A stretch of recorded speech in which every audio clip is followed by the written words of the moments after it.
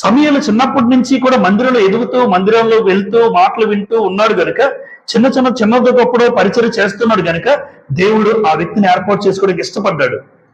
కానీ మందిర పరిచయం చేసిన సమూయేలు దేవుడు అలా ఉంచలే, ఎదుగుతూ ఉన్నాడని రాశారు చూసారా. సమూయేలు ఇంకనూ ఎదుగుతూ, ఎప్పుడు బిడ్డలు ఎదుగుతారమ్మా మందిరంలో ఉంటే. మందిరంలో పరిచయం చేసేవాడు ఎదుగుతూ ఉంటాడు. ఏ దయ్యాట? దేవుని దయ్యే కాదు, ఎవరి దయ్య ఉంది అంటే అందరూ ఇష్టపడతారు ఆ వ్యక్తిని. ఎందుకు? మందిరంలో చేసేవాడు పాపం చేయడానికి ఇష్టపడ్డు, తప్పు చేయడానికి ఇష్టపడ్డు, తప్పును అసహించుకుంటాడు. గమనించండి, ఏలీ కొడుకులు ఇద్దరున్నారు, పేర్లు వాళ్ళైనా పాపం చేయడానికి ఇష్టపడ్డారేమో గాని ఆ మందిరంలో పెరుగుతున్న సమూయేలు వాళ్ళతోనే పెరిగాడు, కానీ సమూయేలు పాపం చేయడానికి. అందుకే మందిరానికి వచ్చిన వాళ్ళతో కనీసం ఆ కుమారులైనా తప్పులు చేశారు కానీ సమూయేలు కనీసం పాపం చేయడానికి కూడా ఇష్టపడలే. చూడండి, తండ్రి లేదు, తల్లి లేడు దగ్గరలో.